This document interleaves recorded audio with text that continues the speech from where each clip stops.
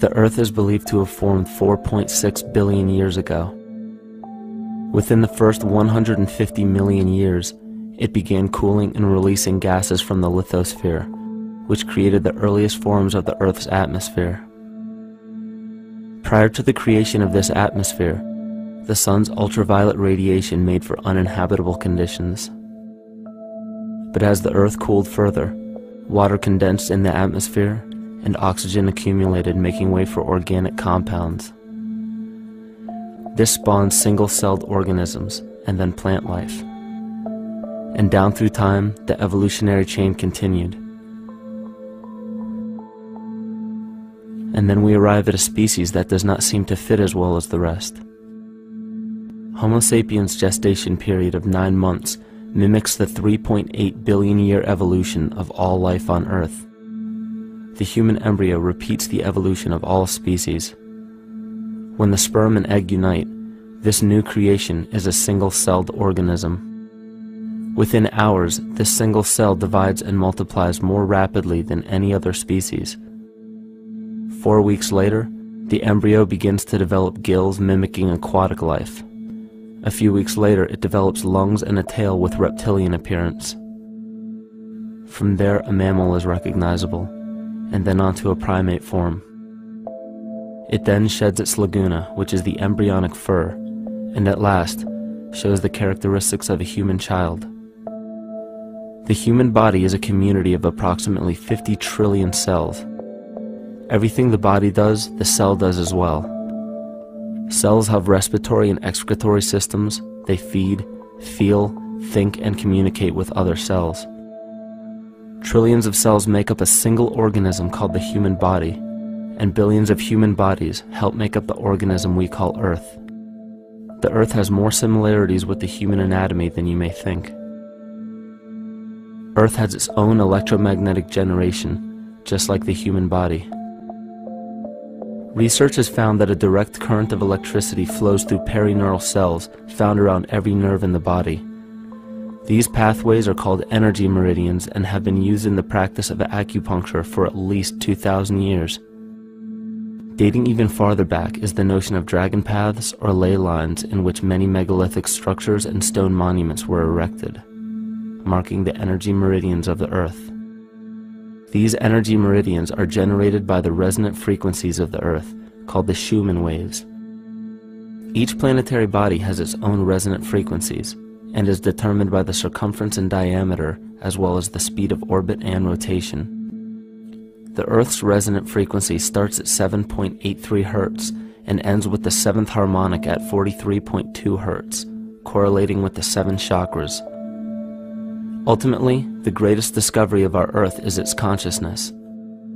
A visible attribute of consciousness is an energetic field that governs the shaping of organisms.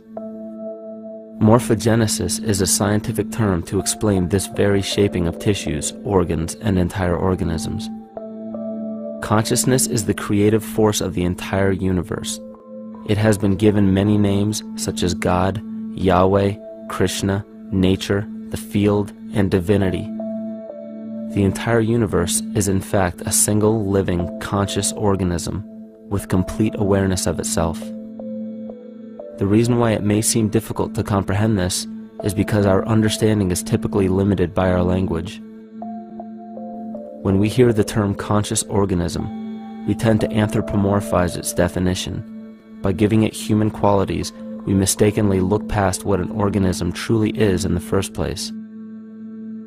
The definition of an organism is any living thing capable of response to stimuli, reproduction, growth and development, and maintenance of homeostasis as a stable whole.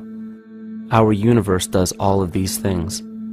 The consciousness of our universe is responsible for the form and purpose that all matter assumes. The Earth's resonant frequencies are a result of its form. These frequencies are responsible for biological rhythms, such as menstrual and circadian cycles, as well as behavioral and emotional patterns. The frequencies are then picked up by the flora and fauna, which are biological instruments that respond to the wave patterns. The wave patterns resonate in the cranial structure of our head and converge in the center of our brain, which is where we find the pineal gland.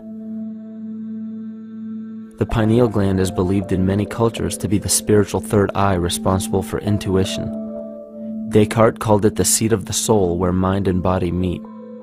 Each individual cell in our body receives an electromagnetic impulse from our central nervous system. They receive the very same impulse that was disseminated to every biological instrument from the earth.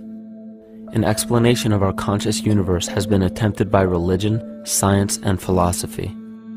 The neglect of biological nature from any organism causes illness. A divorce from nature, exile from Eden, confounding of tongues, they are all symptoms not of a biblical God or deity, but the true self. The greatest and only threat to ourselves is a loss of self, the death of our divinity. As we barrel through history with oceans of information, yet barely a drop of wisdom, we have to understand how we lost ourself.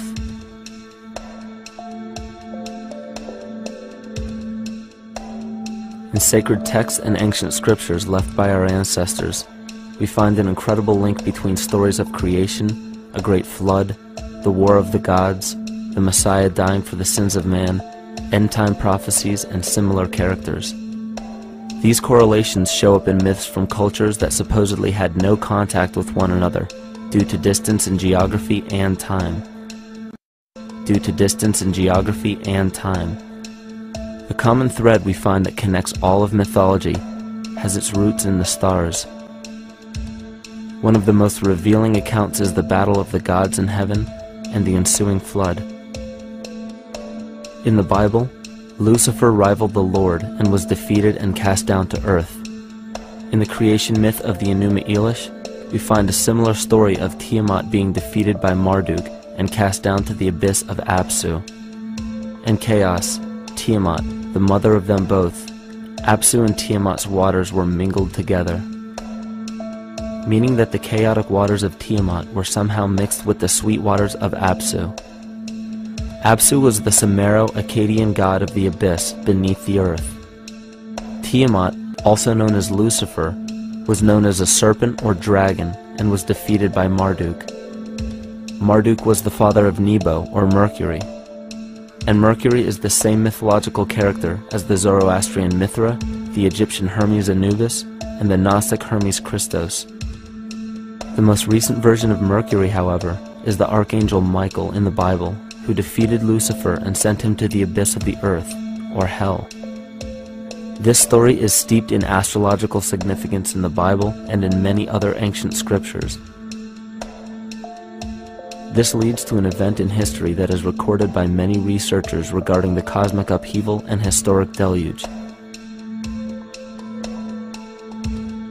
William Commonus Beaumont states, "The flood immortalizes the collision of a fallen planet, later termed Satan, actually a cometary body with our Earth." Consider what this reveals. He postulates that a planet, later termed Satan, fell to the earth, creating the flood we see recorded in the Bible and other myths. Lucifer, or Tiamat, was a planet known to ancient cultures as the Glistening One, the dragon of chaotic salt waters.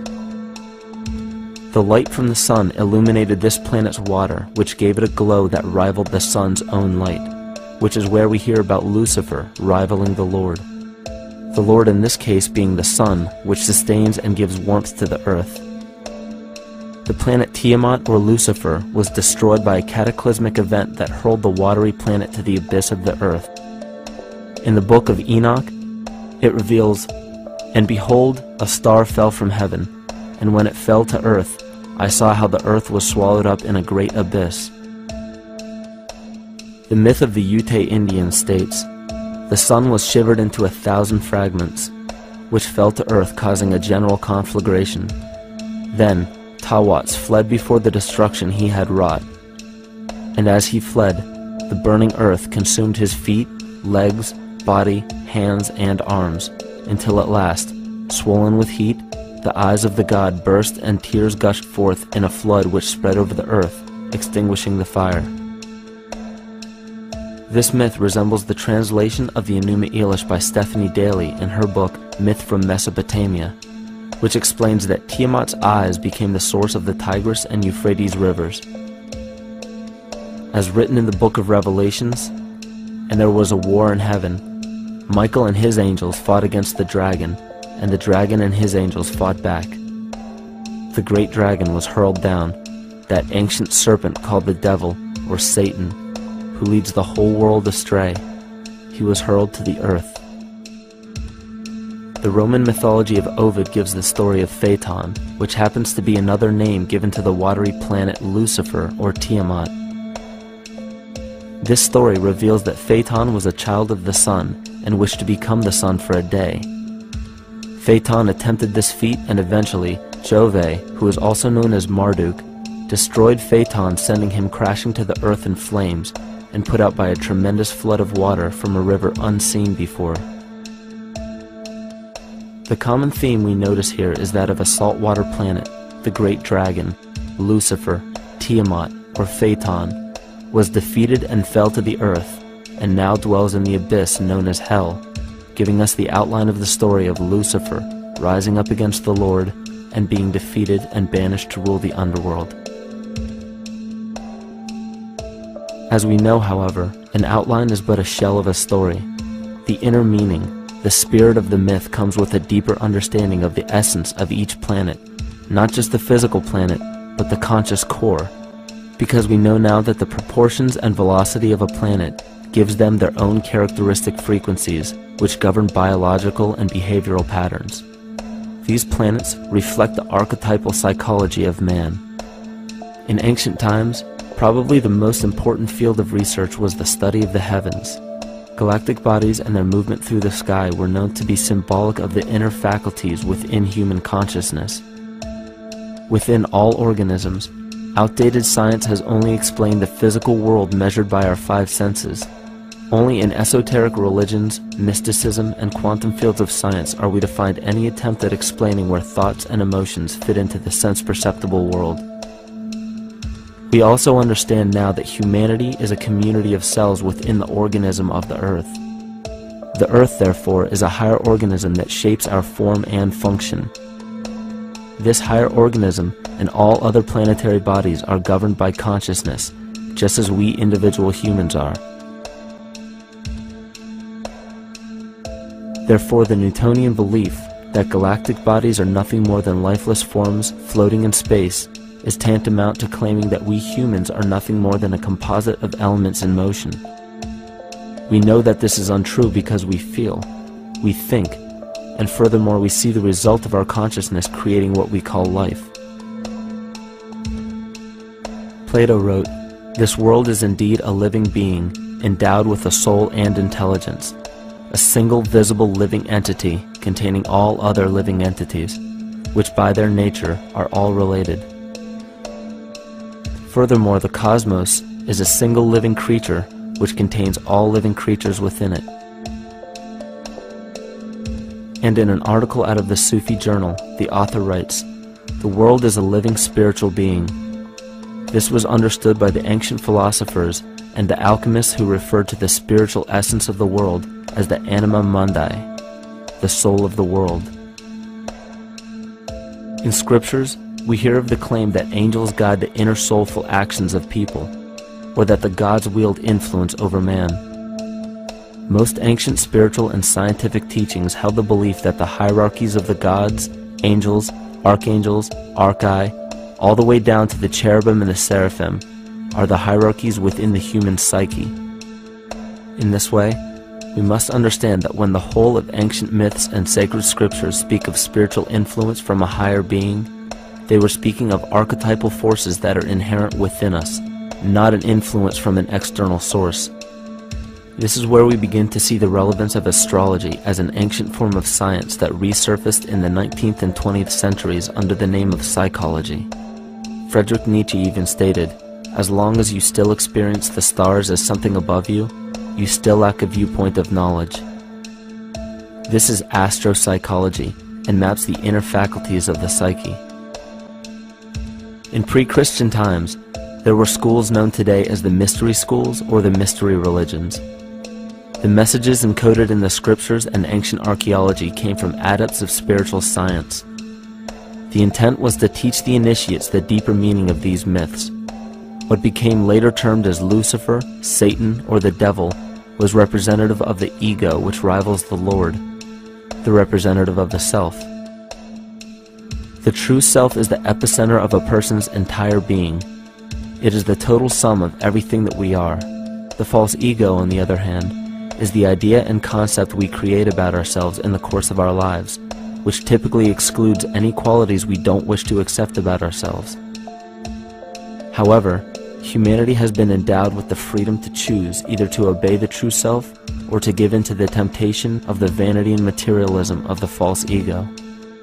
This is the most notable trait that separates man from animal: our freedom of choice, the choice to follow our concepts and ideals or our natural impulses, the choice to sustain nature or to destroy it.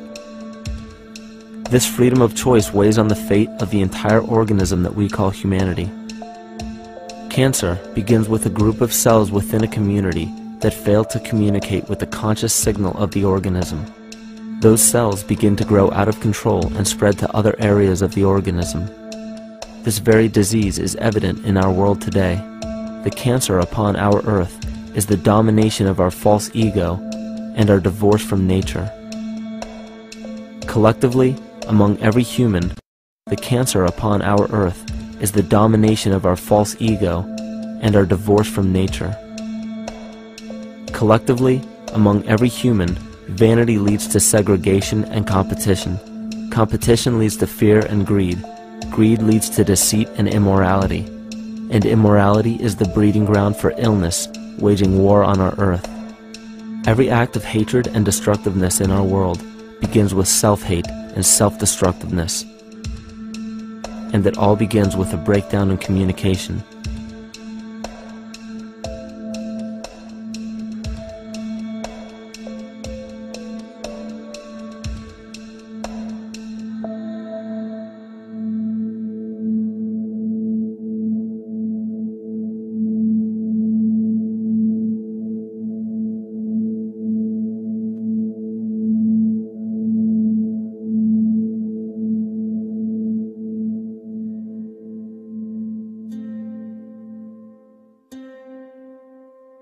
In nature, all that we perceive with our five senses is a result of two fundamental principles. Everything in existence is made of a relationship between vibration and matter. Vibration is a masculine creative force countered by matter, which is a feminine receptive force. Thus begins the principle of duality. We see this duality in ancient myths and philosophies, yet only those philosophies and scriptures that were perverted and raped of the original meaning gave the impression that one polarity was good while the other was evil. The original sages, adepts, and shamans taught that both are necessary, and one would not exist without the other. These two important principles come together to form all things in the universe. This is kymatica. Even language, logos, the communication of any and all things in nature, depends upon this principle. Pete Peterson, in his works Cymatics, the Science of the Future, stated that nature shows examples of kymatica in everything. This phenomena is found to be one of the prime forces that moves biological evolution along its path. Dan Winter reproduced an experiment to prove that the ancient languages of Hebrew and Sanskrit, when spoken, create a vibratory frequency that moved matter into sacred geometrical patterns.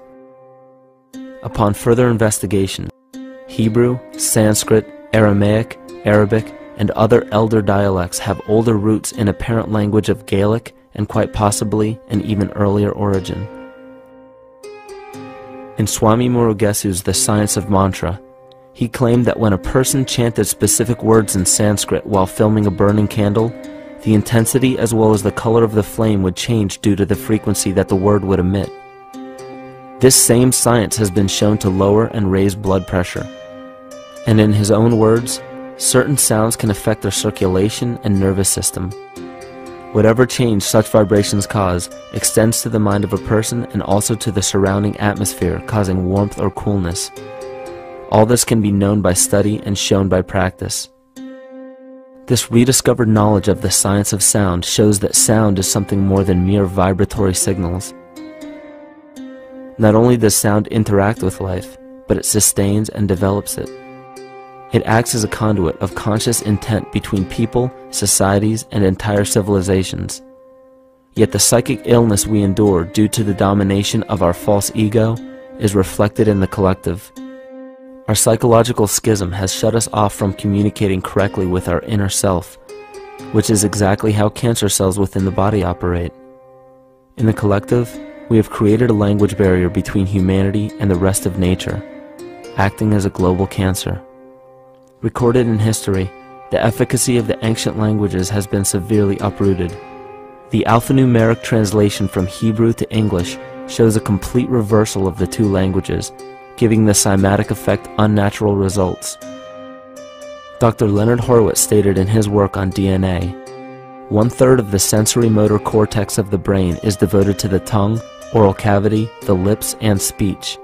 In other words, oral frequency emissions spoken or sung exert powerful control over life, vibrating genes that influence total well-being and even evolution of the species. A degradation of language in this case is shown to affect biology. If something as basic and important as language can be degraded and devalued to such a degree, yet never questioned, what else might we be missing? Think of an aspect of your life that dictates the limits of your freedom.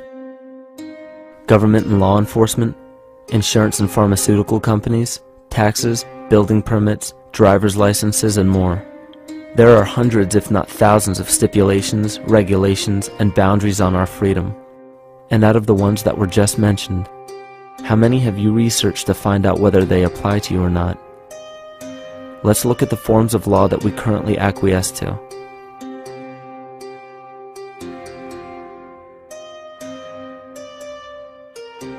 A common misconception among people is that any rule or regulation that governs them falls under one category: law.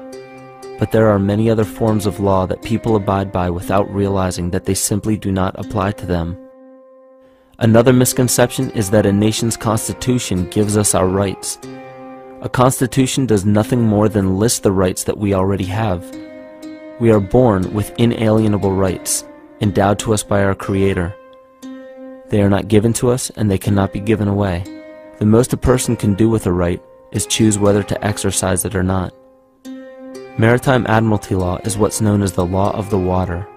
It is superseded by civil law and only applies to those who willingly contract themselves into it. The definition of admiralty law is a body of private international law governing the relationships between private entities which operate vessels on the oceans. Let's look at how and why a form of law that is fashioned to govern corporations, businesses, and vessels has imposed its rule over natural human beings. This is all done through a form of word magic. A simple perversion of language has made it possible to convince people around the world that these alternative laws apply to them. One of the predominant beliefs in modern culture is that licenses, permits, registrations, and other forms of documentation are required to operate motor vehicles, use public roads, build structures and establishments, engage in free enterprise, and much more. Sadly, these beliefs are based on little to no investigation whatsoever, and are false. This belief structure is perpetuated by maritime admiralty law. This form of law was originally created to govern ships docking in foreign nations for the import or export of products and resources. It deals with banking and merchant affairs, not civil affairs. When a product is taken off of a ship and brought into a foreign land, that nation takes custody of the resource and accounts for it with a certificate. That certificate marks the birth date of that product in the custody of the respective nation. Think of why it is supposedly required to have a certificate of live birth in the first place. The Barron's Dictionary of Banking Terms defines a certificate as a paper establishing an ownership claim. So right there, we notice that everyone with a birth certificate is defined as being owned. People are used as collateral with other nations because the U.S. is bankrupt. The United States declared bankruptcy on March 9th of 1933. At this point, the U.S. began taking out loans from a private, non-government affiliated corporation called the Federal Reserve. With no money to pay back the loans, the United States began using the citizens as collateral. All birth and marriage certificates are literally warehouse receipts. Just look at the similarities of warehouse receipts and birth certificates. Both document the date of issue, a serial number, registration number or receipt number, a description of the product, and an authorized informant to notify the appropriate government agency. With all of this information being readily available, the majority of people are unaware of their involvement with maritime admiralty law. This is possible through the manipulation of language. This admiralty law changed the meaning of the word person from a natural living person to a corporation. Driver's licenses, vehicle registrations, auto insurance forms, building permits, gun permits, work permits, tax filing documents, birth and death certificates, traffic citations, and many other forms of documentation that were once believed to be absolutely necessary only applied to persons or corporations. Upon signing such a legal document, you are indirectly waiving your rights under the Constitution and lowering your status to that of a corporation that is created with the same exact name as you. The only way to reconcile your true name from the name of the corporation is to take notice that the corporation has its name in all capital letters. This is known as capitis diminutia maxima. You may take notice that your driver's license, birth certificate, social security card, insurance cards, and more use all capital letters to legally represent the corporation with your name, not you. The corporation is known as an artificial person, whereas you, the human being, are known as a natural person. This deception goes even deeper when it comes to the courts that we attend. When showing up to court, you will notice that there are seats for witnesses behind a wooden fence or barrier. The defendant must cross through the entrance to the other side of the barrier where the plaintiff and judge sit. This act symbolizes the boarding of a ship. At this time, business can be conducted in maritime admiralty law. The judge, acting as captain or banker, is responsible for settling the balance between the two sides. This is why there is always a monetary value involved in any court case. The captain is simply dealing with banking and merchant disputes. Once the balance is paid, the case is closed. To turn the court case away from admiralty law where your rights are not protected, you must avoid agreeing to represent the artificial person. This is done by stating that you are the natural person. You don't have a first or last name because those imply corporate title. In a court case, you may state that the court takes judicial notice of your honor's oath of office. Every judge must take an oath of office to practice law, yet you must make it clear to the court and the jury that the judge is acting as judge and not banker. Remember that you are a natural human being of the earth. You are not governed by anything but your own consciousness. Laws are created within a society. The society that created the laws we see being enforced today is called the Law Society. Yet the most beautiful part of this entire deception is the fact that we are not part of the Law Society, so their laws do not apply to us. Judges, lawyers, and law enforcement officers, they're all part of a society. Within that society, they've created their own language that's deceptively similar to English. They have these little things called statutes, acts, and regulations that seem like laws, but they really only apply to those within their society.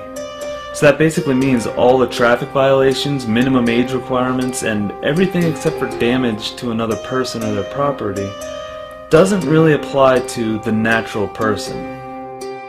Laws only apply to those within the law society.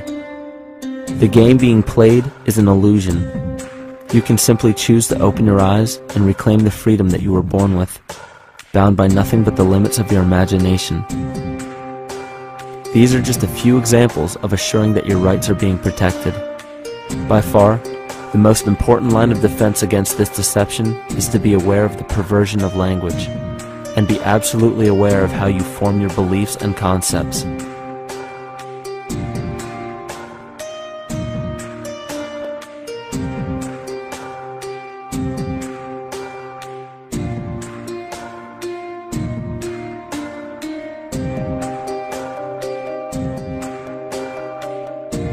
In all forms of the perversion of language, there is a mirror reflection of this in the microcosm of the psyche.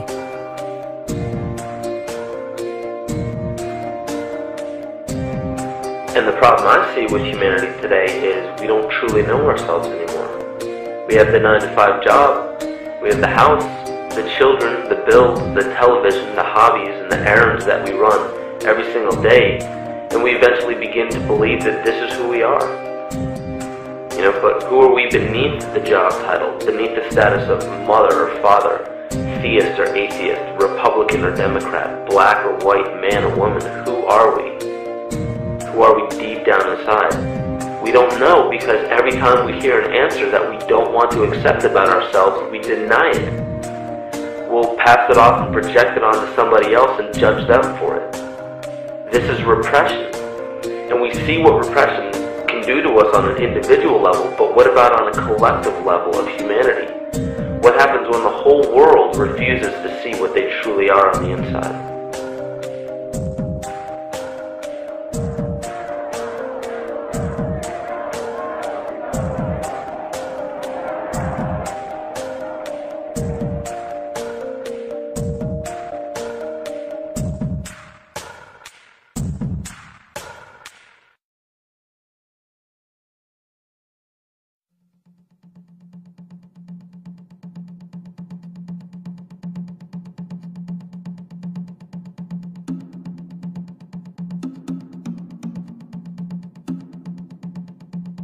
Carl Jung discovered that there is a collective unconscious connected to all humans, meaning that the whole of humanity shares a single mind with one another. This is evident in the world through accounts of shared mythology and symbols, the study of morphic fields, and with the science of kinesiology. This collectivity is a global example of the unconscious mind of the human body, in which trillions of cells share a similar signal. This parasite, called our false ego, requires a continuous flow of sustenance to survive. Food, fuel, and any other form of sustenance is energy. Human consciousness is an electromagnetic field of energy. When this potential energy is utilized, it then releases kinetic energy, which is used to perpetuate the false ego. This scenario occurs in the smallest parasitic organisms, all the way to a collective organism called humanity. A parasite will release chemicals that cause the host to crave the sustenance that the parasite needs to survive. As long as the host is unaware, it will keep feeding the parasite and starving itself. In a similar way, Wilhelm Reich stated that whole societies suffer from a psychosis caused by starving our organic biological impulses. He states that sexual suppression supports the power of the church, which has sunk very deep roots into the exploited masses by means of sexual anxiety and guilt. It engenders timidity towards authority and binds children to their parents. This results in adult subservience to state authority and to capitalistic exploitation. It paralyzes the intellectual critical powers of the oppressed masses because it consumes the greater part of biological energy. Finally, it paralyzes the resolute development of creative forces and renders impossible the achievement of all aspirations for human freedom. In this way, the prevailing economic system, in which single individuals can easily rule entire masses, becomes rooted in the psychic structures of the oppressed themselves. What Reich was showing in this powerful quote is that on a collective level, the suppression of a natural function, whether biological, spiritual, or emotional, will result in an abnormal reaction, a psychic disease. This illness or disease is reflected into the masses through a collective unconscious and acts as an epidemic. Humanity is plagued with an incapacity for freedom, meaning that people en masse lack the ability to govern themselves on a psychic level, and this manifests in the macrocosm as government and organized religious powers, thus opening the throne, our national and individual throne, to anyone and anything.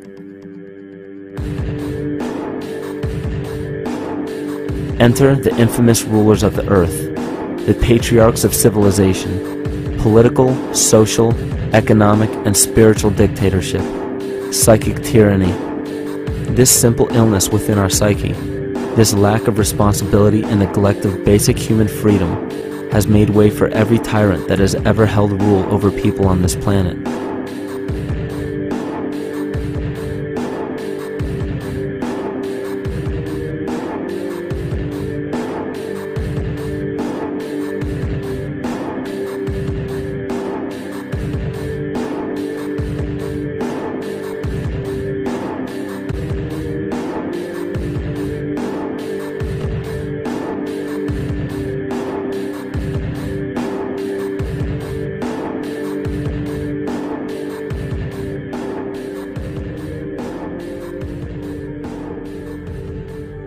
But these oppressive tyrants that are demonized by the masses are no different than us.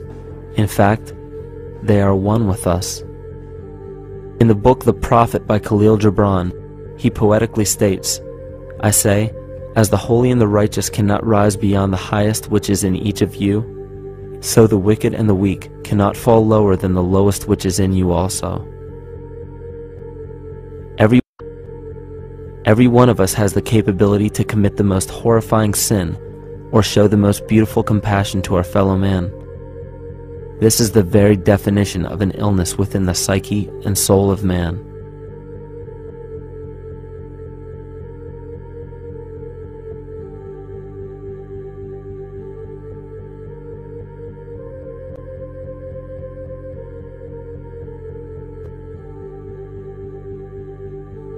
Think of any position of power that you believe to be above you. Royal families, government leaders, the United Nations, financial organizations, corporate monopolies, and media juggernauts. These are all facets of our false ego. They are the physical advent of our own sickness. They require our conscious participation, our conscious energy to survive. Because without our cooperation, without supplying them with the sustenance of complicity, they starve. Their very nature depends on our desire to be ruled, and a typical symptom of the illness among humanity today is our continuous denial of our illness. Repression. We consistently repress those qualities we choose not to accept about ourselves. This is why it is so difficult to see the false ego and its multiple manifestations for what they truly are.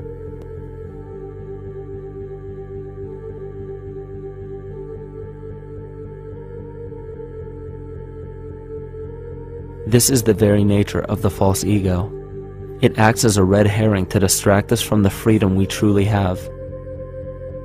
For this psychic parasite to survive, it must supply us with a chemical that will cause us to remain dependent upon it. In this case, the sustenance is our conscious energy.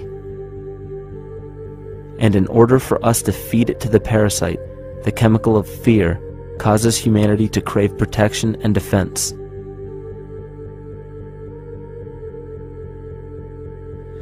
The functions of the body to survive can be broken down to two basic functions for any organism to survive. You have to be able to grow, maintain yourself, take care of your biology, but you also must be able to protect yourself, so that if you're just growing and you can't protect yourself, you'll become food for something else.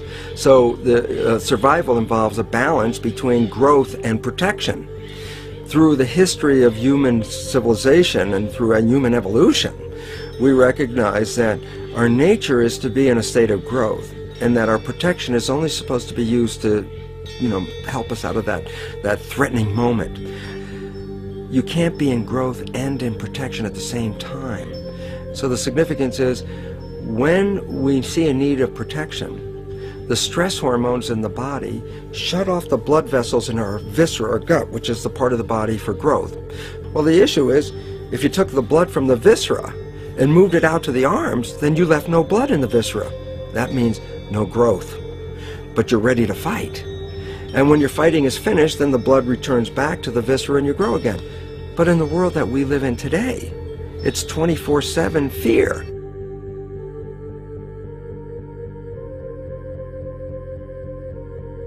So we have a continuous dripping of that stress hormone into the body. It's just dripping all the time, getting us ready to run or fight or flight at any moment at the drop of a hat. We're ready to go because we're on guard. Well, the problem is, what does that mean about your allocation of energy? And it says, we're spending most of our energy in protection. You cannot survive if you're in protection all the time.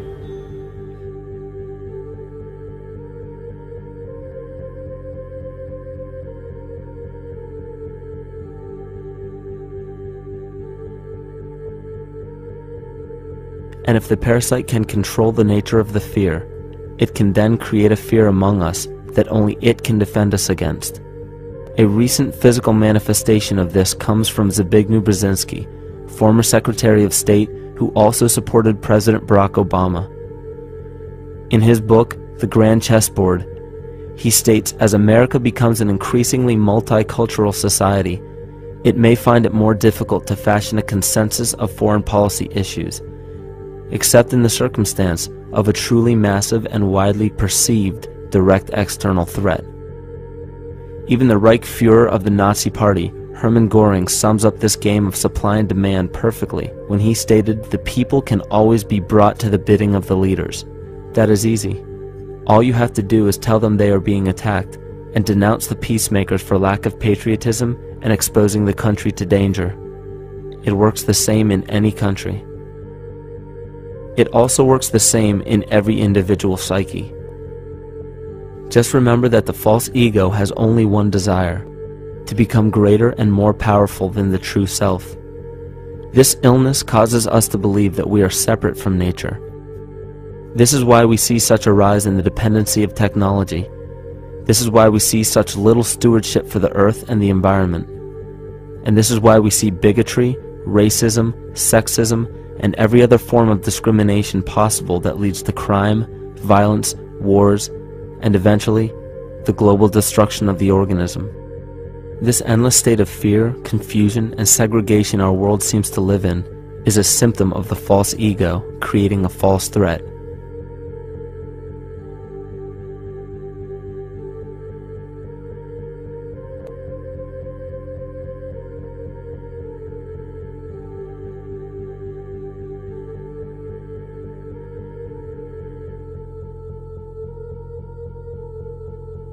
Many of the United States presidents have blood relations with each other.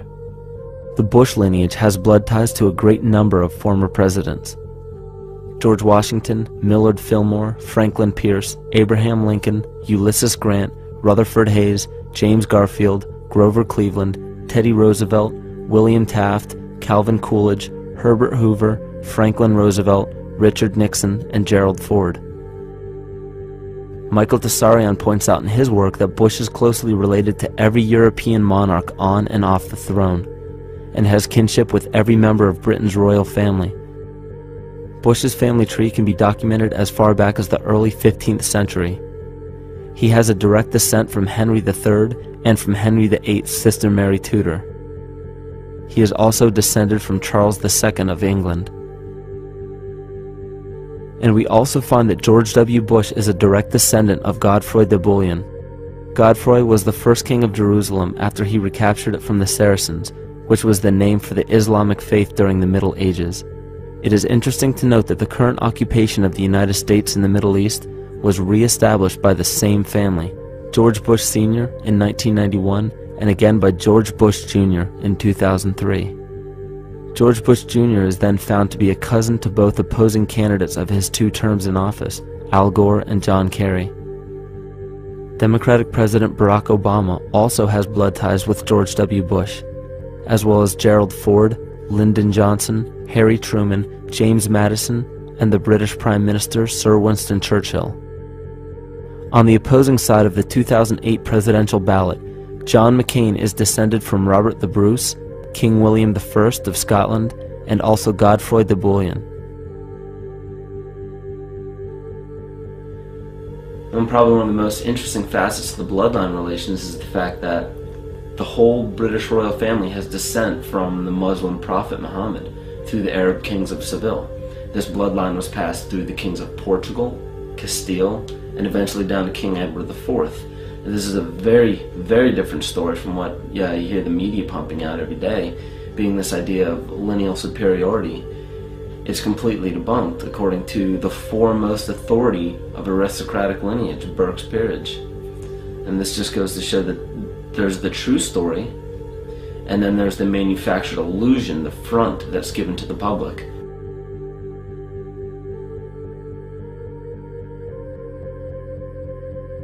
These blood ties go on and are documented thoroughly through literature such as Burke's Peerage and other comparable books. The point of all of this is that we find not just the same people, but the same intent within the people who have held high positions of monarchy, dynasty, aristocracy, and democracy in the past and present, and they are all related by a physical and symbolic link. This bloodline carries the symbol of our illness.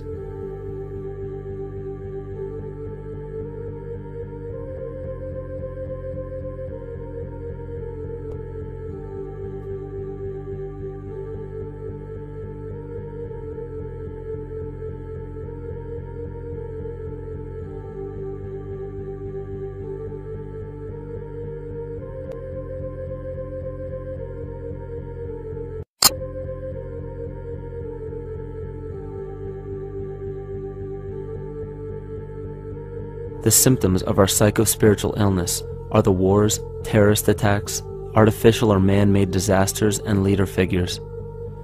As long as the people remain oblivious to their inner drives and inner nature, they will always fail to recognize why these events take place and why these figures rise to such powerful positions. The reason why we have failed for thousands of years to conquer these archetypal rulers permanently is because for thousands of years we have been fighting the symptoms of an illness and not the root cause. For every corrupt government that falls at the hands of a revolutionary, oppressed people, two more will rise in its place every time, because the root cause of a corrupt government does not exist in the individual leading that government. It exists within the psyche of every individual, because an unaware host to a deadly parasite will do anything to avoid accepting his own incapacity for freedom.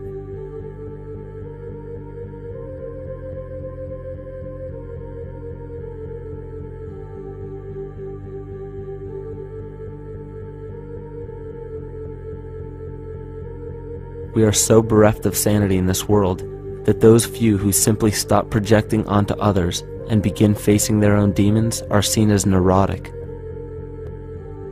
An article written in the 1950s states that studies showed that individuals who had been isolated from their familiar social and cultural environment became neurotic. This shows that when those individuals had no object to identify their darker emotions with, they began to see these things in themselves, that which they refused to recognize before, and were unaware of why they appeared and how to cope. Facing our true inner self is virtually unknown in our world today. This is why no matter how many civilizations rise and fall, it is our collective consciousness that creates our governing apparatus, not individual people.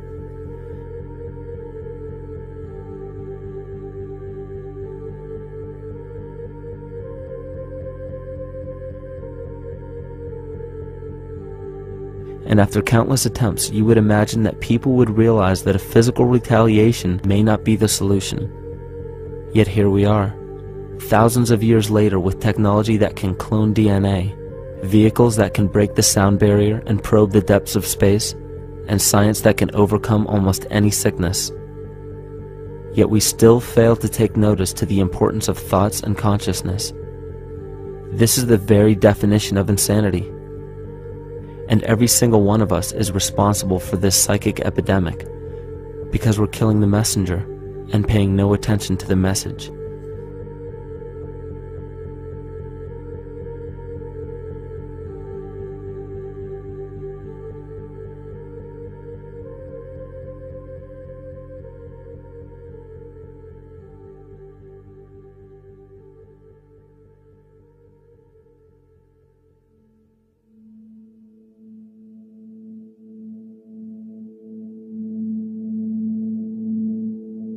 During the 1990s, 3 Nobel laureates in medicine advanced research that revealed the primary function of DNA lies not in protein synthesis as widely believed for the past century, but in electromagnetic energy reception and transmission. Less than 3% of DNA's function involves protein manufacture.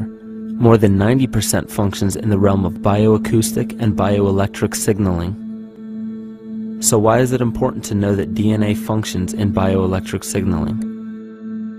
HeartMath Institute has discovered the heart and brain maintain a continuous two-way dialogue, each influencing the other's functioning. Although it is not well known, the heart sends far more information to the brain than the brain sends to the heart, and the signals the heart sends to the brain can influence perception, emotional processing, and higher cognitive functions. The heart also generates the strongest rhythmic electromagnetic field in the body, and this actually can be measured in the brainwaves of people around us. We are quite literally an electromagnetic expression of our highest cognitive function. The behavior of electromagnetism is evident throughout the world as dualism. All matter contains a negative and positive charge, which means organisms are built upon this foundation. The natural homeostasis of any organism is a balance of both polarities. Furthermore, research on emotional energetics shows that the heart's field is a carrier of emotional information and a mediator of bioelectromagnetic communication within and outside the body. Research shows our heart's field changes distinctly as we experience different emotions. It is registered in people's brains around us and apparently is capable of affecting cells, water, and DNA studied in vitro. Fear. The chemical supplied by a collective parasite creates a distinct bioelectric signal given off by the host. This signal is disseminated to the organisms within our community and will grow outward through the entire organism unless it is counterbalanced by an opposing force. Dr. Fritz Alan Popp discovered that the cells in our body communicate through biophotons, which are tiny particles of light that are single units of an electromagnetic field. This communication system within our body also exists between people in what's known as morphic resonance. This was known by the shamans, sages, and adepts of antiquity. These teachings were commonplace in prehistoric cultures. It wasn't by sheer chance that artistic expression and rituals were the cornerstone of every ancient civilization. Art was used as a personal method to exercise the shadow content of the psyche and introduce it to the conscious mind. This was very literally viewed as psychic therapy. Ritual was based around astrological dates. As we've learned, the study of the stars and planets reflect our own astropsychology. The shamans would perform rituals on astrological dates that would correlate with a circadian rhythm or a psychological cycle. These rituals kept the human participants aware of their inner self and prevented the repression of psychological content. As long as people were facing their inner demons and accepting them as their own, they were not collectively projecting them into the physical world. If you bring forth what is within you, what you bring forth will save you. If you do not bring forth what is within you, what you do not bring forth will destroy you. The progeny of our psychological disease began growing rapidly after a series of catastrophes forced the collective into a somatic state of fight or flight. This lowered the immunity of the population by introducing a state of immense stress. Our body becomes more susceptible to illness under stress. In this manner, humanity fell ill when entire bodies of land were swallowed up by the floodwaters. This uprooted many tribes, chiefdoms, and civilizations from their homes, and their ritual practices that were used as a conduit for psychic wellness were put on hold in order to survive the catastrophe and seek new homes. The shamans were spread to many new areas of the world. This information has been suppressed. We are made to believe that advanced civilizations such as ancient Egypt and the Mayans of Mesoamerica came about with no prior rudimentary remnants or evidence of evolving intellectual artifacts to bring them to their peak. We are meant to believe that their incredible knowledge of mathematics, astrology, agriculture, economy, polity, and architecture came out of nowhere. This leads many researchers today to the understanding that the origins of these civilizations have been suppressed. Not surprisingly, the force that has guided the suppression of this knowledge comes from the exact bloodline of the political and religious leaders stated previously. These are some of the notable book burnings and suppression of important texts in our history.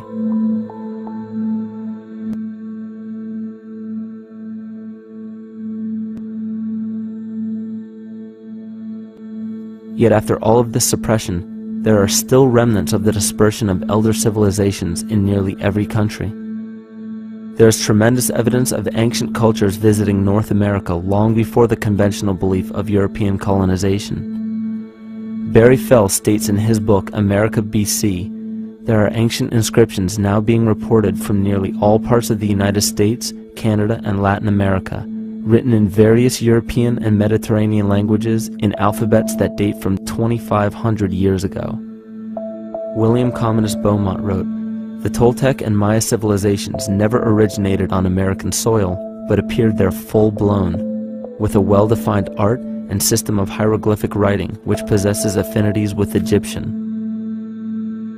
It is found that there are thousands of prehistoric sites across New England and several other northern states showing inscriptions, carvings, and mounds created by Druidic mariners as far back as 800 BC. To suppress this information further, it was not only imperative for the bloodline to burn the documented texts containing true historical information, but to wipe out the cultures that derived from these ancient shamans. The most devastating genocide ever endured was and still is the annihilation of shamanic tribes. We've lost our traditional roots and don't know about ritual. The dragon dances and the ghost dances of the Native American Indians, what do you think that was all about? All the shamans of the world, when they do their rituals, they're doing that. Their work, harmonically through dances, is to strengthen the immune system of the earth. You know, but they've been all murdered. So that was why in the 17th century, exactly the same period I'm talking about, there was an all-out agenda that when you come across indigenous people, you annihilate them. Columbus was sent on his expedition along with agents of the crown to disrupt the lives of the natives and seize mineral resources. He visited every island in the Caribbean, depleting the gold and taking as many slaves of the native Taino tribe as possible. 5 million natives were murdered within 3 years, according to Leah Trabeck. Within 15 years, the Arawak tribe of 250,000 was completely wiped out. The population of the United States prior to European contact was greater than 12 million. 4 centuries later, the count was reduced by 95% to 237,000. From 1494 to 1508, over 3 million people had perished from war, slavery, and the mines. Who in future generations will believe this? I myself, writing this as a knowledgeable eyewitness, can hardly believe it. My eyes have seen these acts so foreign to human nature, and now I tremble as I write. Another agent of the false ego bloodline was Hernando Cortez, who decimated the Aztec tribe and plundered their mineral resources. This again was the case through Cortez's second cousin, Francisco Pizarro, who conquered the Incan Empire in Peru. These atrocities are seen throughout Africa, New Zealand, New Guinea, East Timor, and are still seen today in Canada. This was a deliberate attempt to bury any surviving remnants of the ancient world and our true history. It is a naive mistake, however, to categorize and blame everything and everyone involved with politics or religion for this suppression of knowledge. It is only natural for people to crave spiritual understanding when there are so many manufactured missing links and perversions in the spiritual text today. And due to this void of spiritual wisdom, honest and moral people who are simply trying to understand their place in this world become the prime consumer market for those who wish to exploit this vulnerability. To have enough power to run our own lives, basically. If we look at the New Age movement, for instance, which is another kind of trap in all of this, where people might end up actually. They're looking for something so bad that they're taking all these things that are handed to us or to them, but it's not really based on any real understanding. It's still kind of coming from a religious type of perspective. People are genuinely seeking something new. They're genuinely seeking a new type of spirituality, or to better themselves, or to change something, but this is being hijacked. And what they actually do is that they lead you into another type of group mentality or new age religion, whatever it is, and people still are not able to kind of really break free from that and follow their own journey or their own path, which I think is very important in all of this.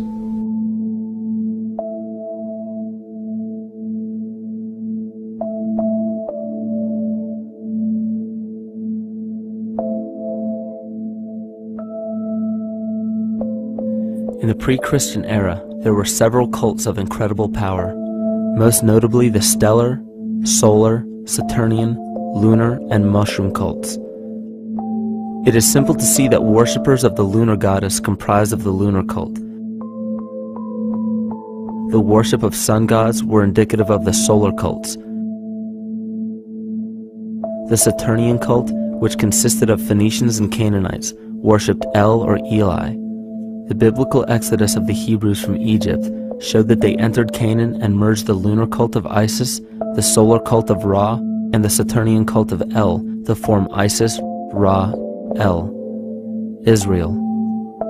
The old Israelitish cult and mythology, the Yahweh worship, the patriarchal legends, the sojourn in Egypt, and so on, are rooted in the religion of the sacred fungus, developed from the underlying fertility philosophy of the ancient Near East. The Jewish mitre, Muslim turbans, and military berets are derivations of the symbol of the mushroom cult. One of the first and most prominent, however, was the stellar cult, and a number of these ancient cults were created for shamanic purposes and earthly stewardship, yet some were taken over with different intentions. Just as you would imagine in any establishment of power, smaller cults formed within the main cults to worship individual deities. The cult of Mithras and the cult of Dionysus are two examples. You still today can see the Mithraic or Phrygian cap on the symbol of the seated Liberty dollar, the coat of arms of many countries, the reverse side of the flag of Paraguay, the seal of the United States Senate, and even involved in the solar cult holiday that we now call Christmas. In the cult of Dionysus, many festivals were celebrated, such as the Greater Dionysia, celebrated in Athens around the spring equinox. The foremost event in this festival was the Thymelic contest, in which poets, musicians, and entertainers performed in an open-air theater. Musicians did not have to pay taxes, and members of the Artists Guild did not have to participate in military affairs. The cult of Dionysus is still alive to this day as the entertainment industry.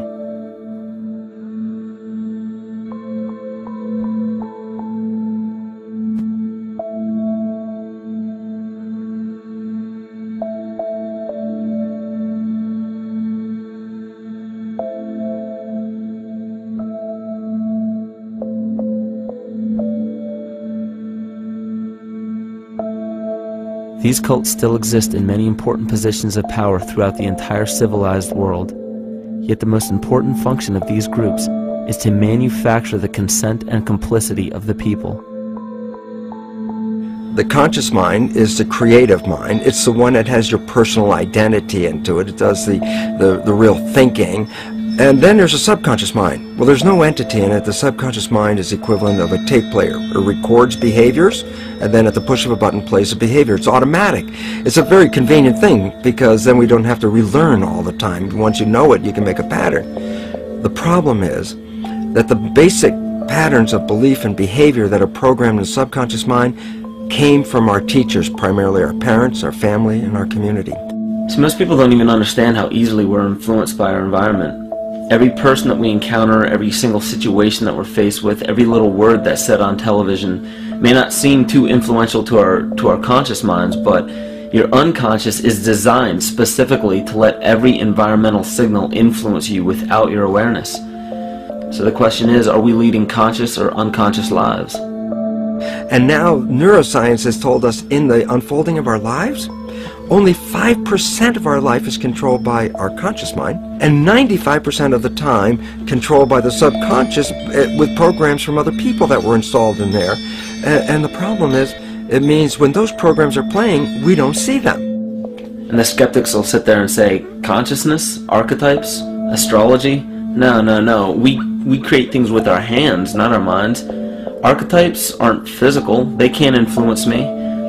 But when you think of the fact that we're only conscious of this small little fraction of our behavior, what we don't realize is that entire countries, entire civilizations that think they're free and independent, but are unconsciously too afraid to be free and independent, they will beg to be governed. And if they can't do it themselves, who do you think will consciously or unconsciously take that responsibility? It usually ends up being that strong, masculine, animus archetypal figure. When we think we're in danger, we're not looking for our mother to nurture us. We want our father to protect us. And right on cue with the age of fear, this age of catastrophe, the age of this parasite, we see masculine domination. And one of the primary conduits for giving our responsibility and our conscious energy away is money. We surely don't want to admit that our dependency on money is flawed, because that would imply that the fault is our own. And God forbid we take responsibility for our lives, so we blame the money. This is the cornerstone of the entire illusion being built around us by the false ego. Money is said to be the root of all evil, yet it cannot be evil because money is only a symbol. Symbols carry only the faith and spirit of the observer. This means that the symbol of paper money, yet it cannot be evil because money is only a symbol. Symbols carry only the faith and spirit of the observer.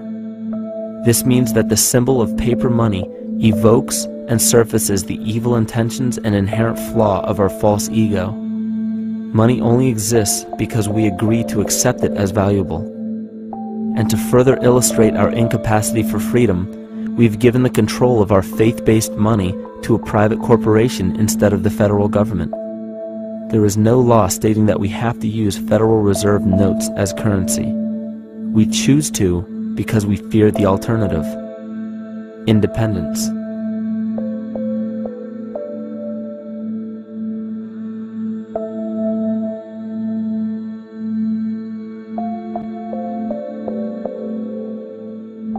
But it's not even really about money, it's about energy, because money is simply this material thing that allows billions of people to crave just one thing and put their energy into the same thing.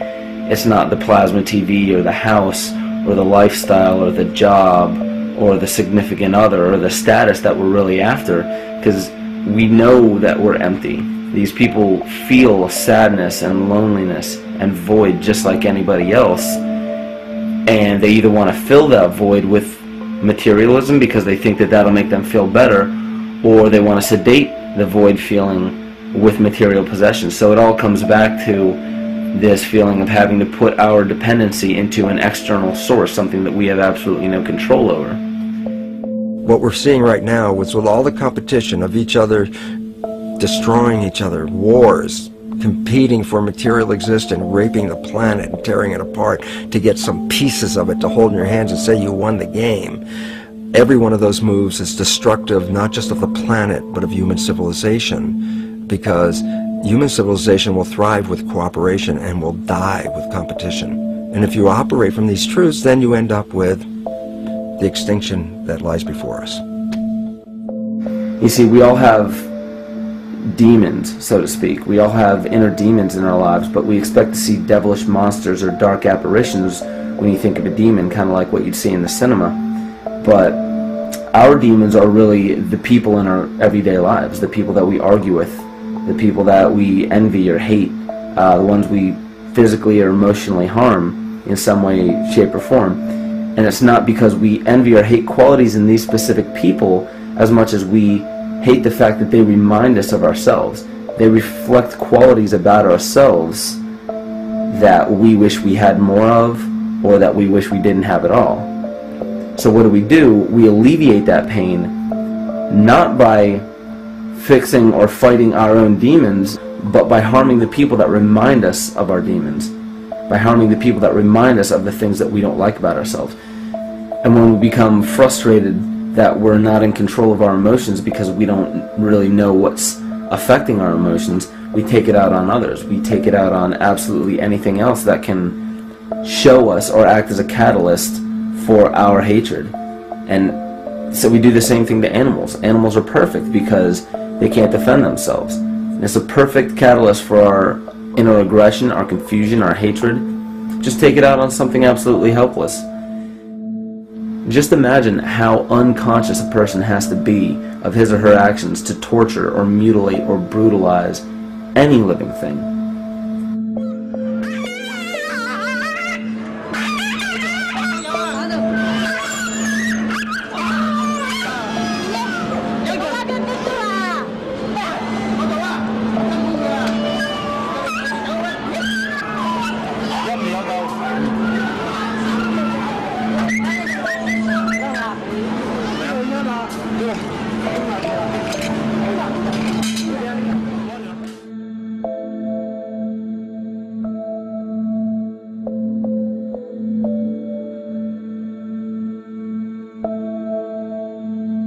The goat's down, and he'll be here, and we can. Ouch! Come on. He bit you. Look at his tail. Is it calming with your kids, maybe? He's a big guy. That's a real. Think of the lack of compassion you must have towards life in general to be able to feel no semblance of sympathy towards entire populations, let alone just individuals or individual animals, entire populations of species that are bred specifically for the purpose of commodity. But I'll tell you what's even more dangerous is not so much the people carrying out this cruelty, because that's already been established. That form of hatred and cruelty has already been established and it's already known. What I'm really worried about is the people who are against inhumanity, the people who are against animal cruelty and feel self-righteous enough to think that it's justified to inflict harm or even wish harm on these people. Because those are the people who take unconscious cruel behavior to a whole new level of conscious cruel behavior that's perfectly acceptable in their minds, because they feel that it's their job to bring other people to justice, like they're an authority figure of some sort. Those are the people who will have a much harder time figuring out why they harbor so much inner hatred and resentment. They don't seem to realize that it's just another form of the same exact hatred. So to keep from facing our inner demons consistently, what do? When we begin to realize, hey, wait a minute, maybe it's not alright to inflict harm on any other living thing, then the ego has to come up with a more esoteric form of cruelty to trick us into displaying the same form of self-hatred, the same indignant attitude, but just in another way and towards another group of people. But the emptiness will always find a way back in, and people will always start to feel restless again, no matter how many times they transfer blame to yet another person or yet another group. We need chaos in our lives. We crave destruction. We beg for catastrophe.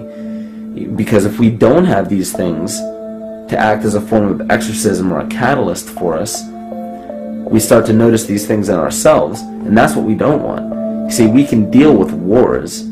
We can deal with terrorism. We can deal with stock market collapse and economic collapse. We can deal with these things. But once we start to notice this chaos within ourselves, that's what we're really afraid of. We'll take 1,000,000 September 11ths over one moment of true insight towards our self-hate.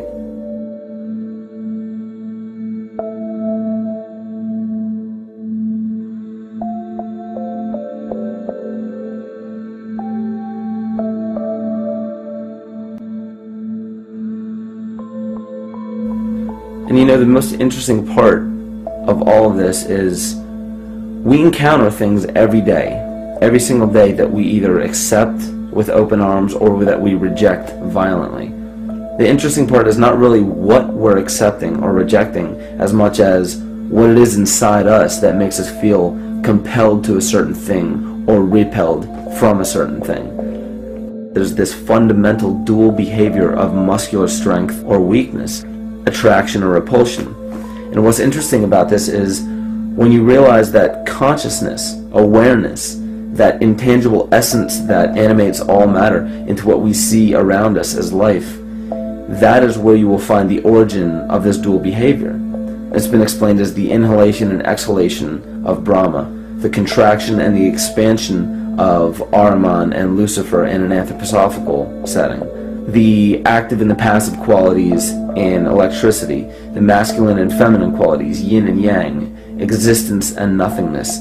These are all ways to explain the same behavioral process that begins with awareness, it begins with consciousness. And if you get rid of all the images and concepts in our minds of these sayings in your head and just try to feel the difference between the two polarities, you'll begin to notice that all of the different scenarios and possibilities that are playing out in the world all spawn from this common origin.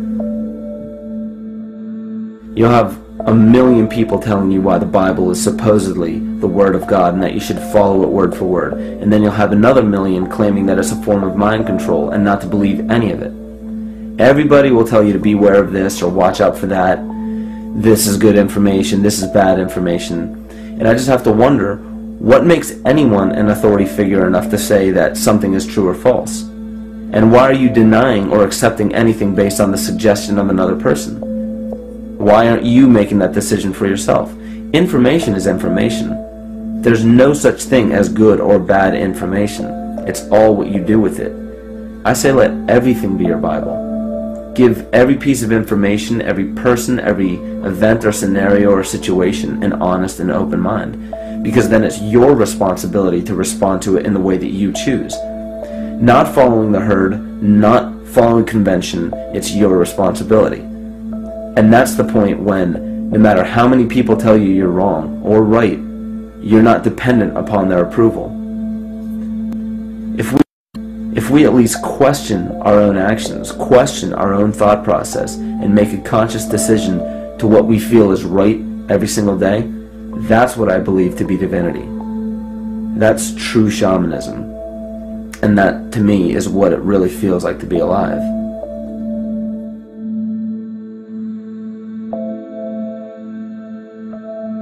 In this conscious, living universe, there are no laws of nature, just habits. There is nothing external to the universe to enforce a law upon it. The illusion of a fixed law of nature is only the result of there being no need for that habit to be broken. When habits need to be broken to ensure the survival of the organism, we see this event in nature and call it evolution. The collective mind shapes our evolution. And a great example of this is the experiment done by John Cairns in 1988. His team put lactose-intolerant cells in an environment with only lactose for food. Under a law of nature, every one of these lactose-intolerant cells would have died. But surprisingly, they all survived. Every one of them understood the problem that they were facing and replaced the defective lactase enzyme with a functioning one to utilize lactose for food. If a cell has the ability to decide how and when to evolve because it's facing extinction, then anything can.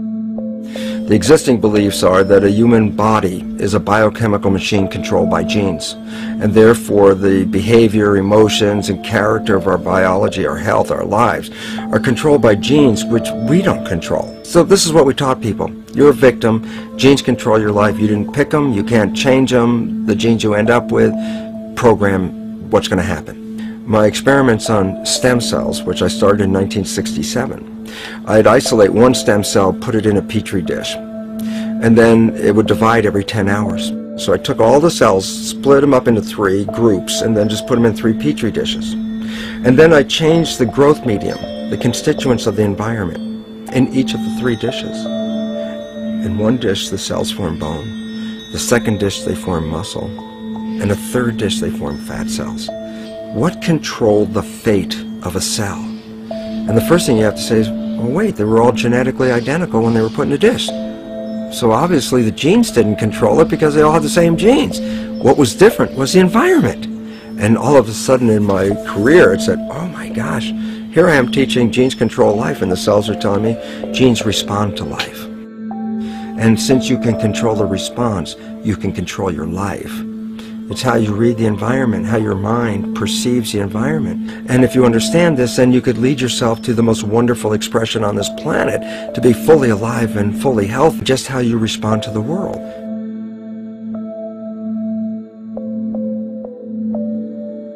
In the face of financial collapse across the world, political and religious wars raging tirelessly, and an ever-growing feeling of being lost and void of meaning, there is a great amount of energy being pushed to the surface of the collective mind. Evolution does not come about gradually. It happens in spurts and fits, and comes about due to a tremendous need for the organism to survive. We are now at a point in history where we will choose. We will choose to become sovereign or remain dependent, to face our true self or continue fighting a ghost, to become well or allow this disease to grow, to live or to die. The choice is yours.